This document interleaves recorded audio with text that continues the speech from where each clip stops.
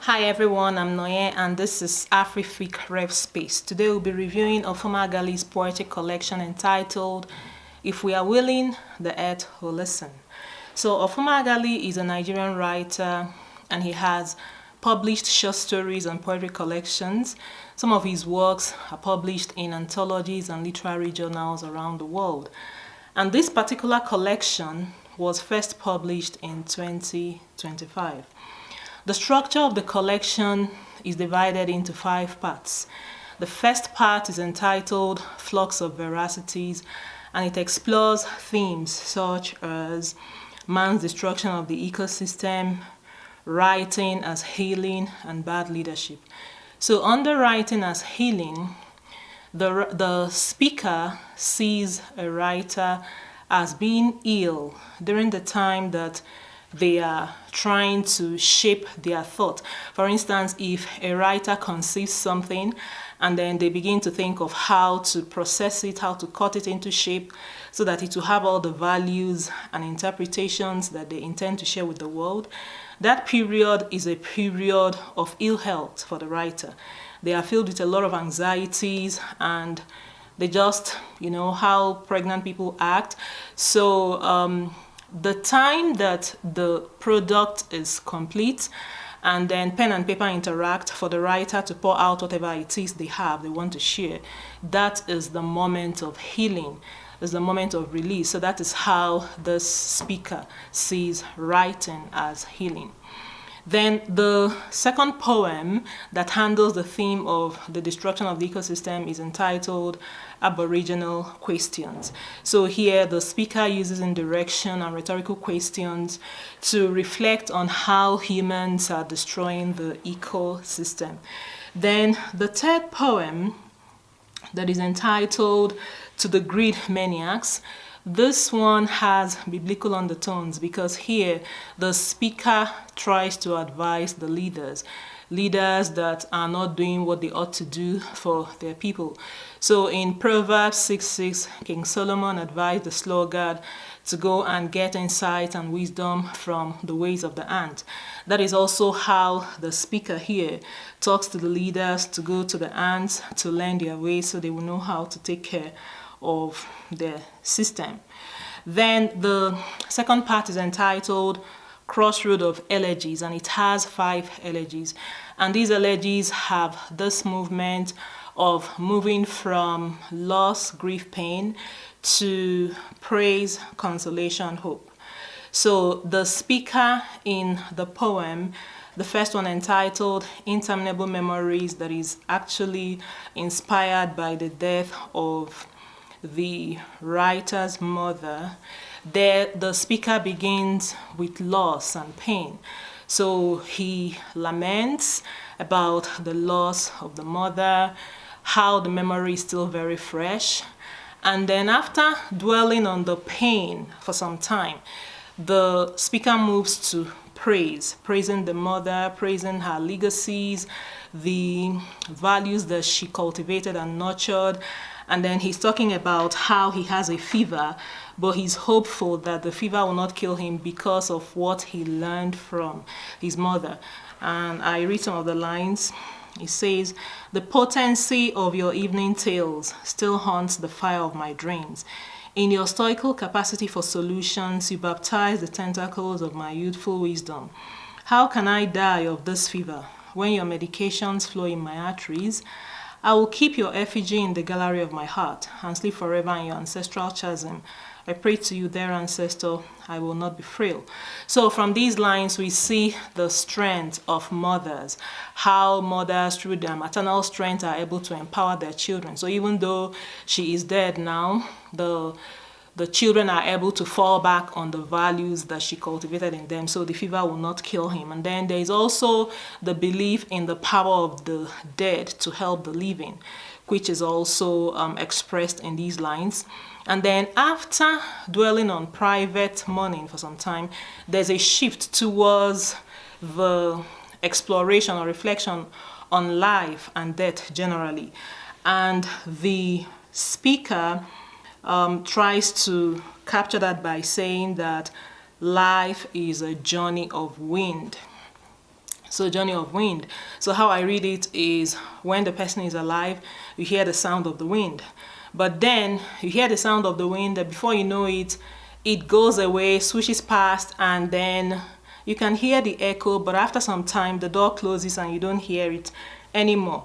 So the reflection here is like, well, life. People are born and then they grow up, they struggle, hustle, and then they gain a lot. Then one day the door closes and that's the end of it. And so it's connected to also mourning. So is that just what life is about? And even if you want to talk about reincarnation, I'm digressing here.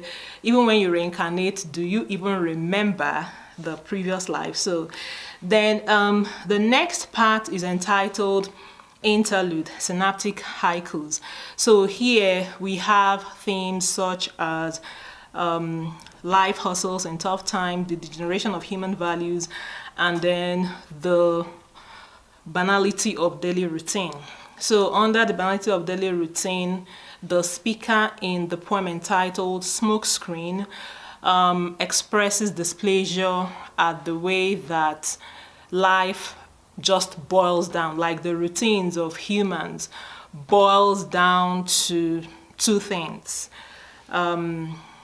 Work and then taking care of the body, which is expressed in the line sleep, work, eat, what next?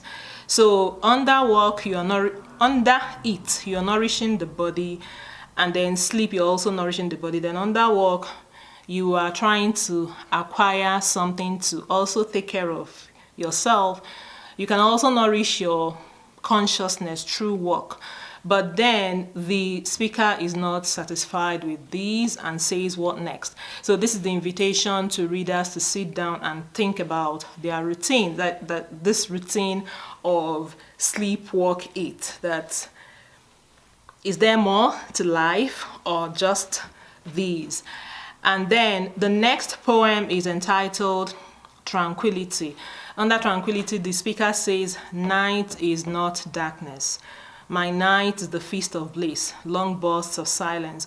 So normally, night is associated with negative things. It connotes something that is bad. But here the speaker says that night for him is a feast of bliss. And so I'm looking at nighttime as a time of solitude that is productive. So trying to counter that notion that nighttime is a time of darkness. You know, you have long bursts of silence. So what the speaker is actually saying here is that nighttime is very productive for him. So for me, this third part is just the interlude for the whole collection, because we have haikus and the lines are very short, and even the ideas that are explored are hurriedly explored, but then nothing very intense. So it's just like some kind of relief where readers are expected to cool off a little bit before they move into part 4 and 5, where you have more intense moments. Then part 4 is entitled Median Exclamations. It has 8 poems that also explore the themes of bad leadership and destruction of the ecosystem. So in the poem entitled The Hunter's Testimony, the speaker uses a narrative way, like telling a story. And then there's also the use of rhetorical questions and repetition to build up tension as the speaker continues to tell the story. And the story that is being told here is the story of a community that is degenerating, that is decaying. You know, people work, nobody pays them anything. Young women have to sell their bodies to make a living. Even the dead cannot find a grave for their bodies. So everything is decaying, and then the atmosphere, of course, should have this very heavy stench. And so the expression that is repeated is I spit. So when I started reading this poem initially, I interpreted I spit as like the normal reaction that someone would have when they go into an environment that is dirty. So probably you smell this stench and you want to like release it out of your system by spitting it out. So that was the interpretation I got. But when I got towards the end of the poem, I realized that I spit is metaphorical. It's just like the spitting of a dragon. the dragon spits fire. So here the speaker is talking about the organization of subversive actions that will subvert this bad leadership and restore the rights of the people.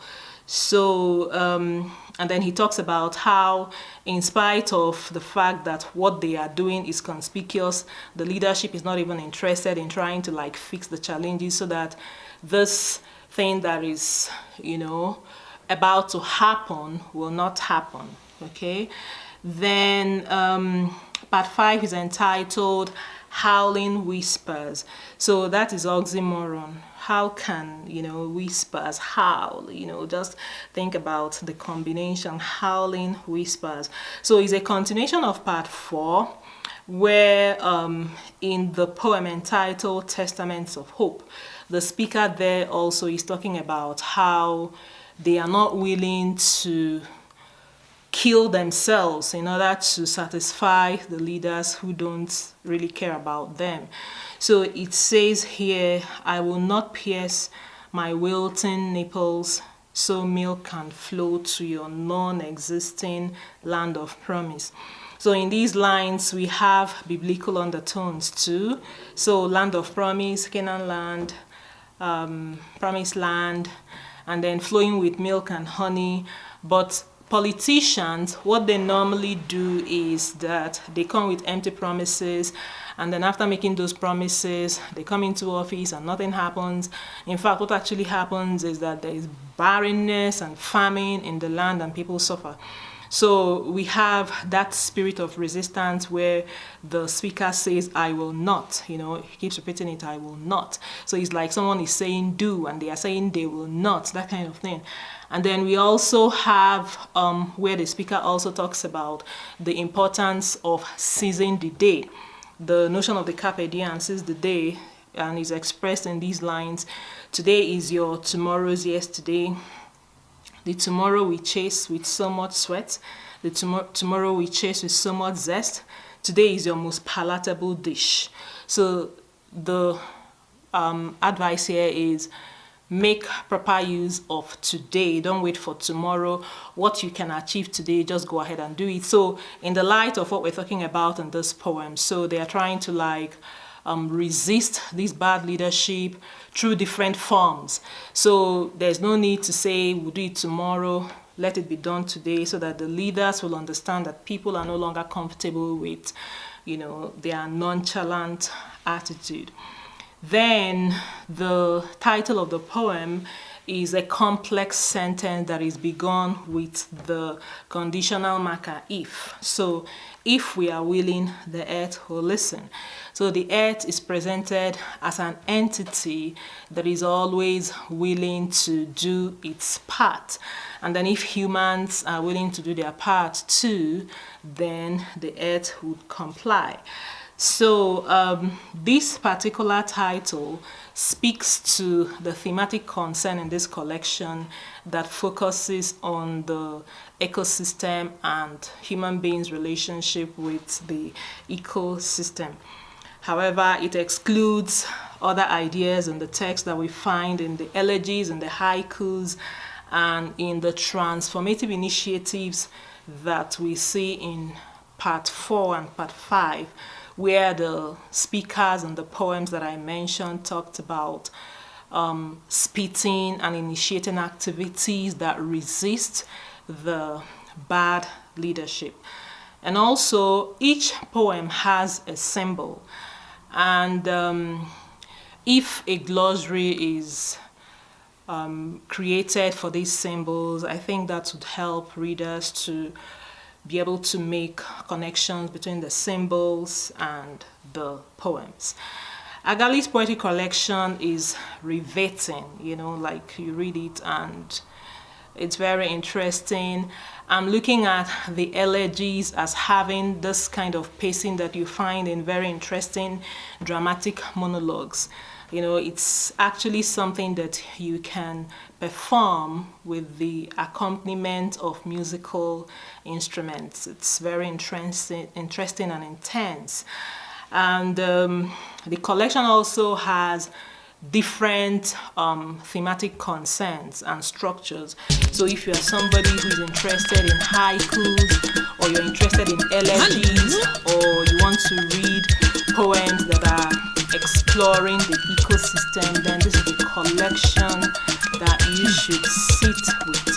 So if you have not read this collection, grab your copy today through Seller Online and let me know your thoughts on this review. I need to know your thoughts on this review. So let me know what